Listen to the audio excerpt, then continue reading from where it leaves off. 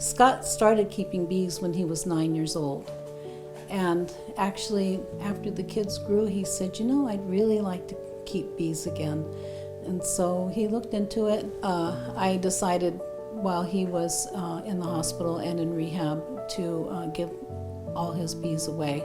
So somebody came and took them. But after a few years, he said, I really miss having the bees.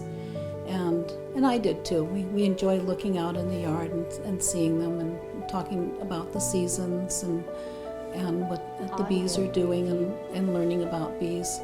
And so I recalled that there was a beekeeper who had invented a special, it's called a frame grip.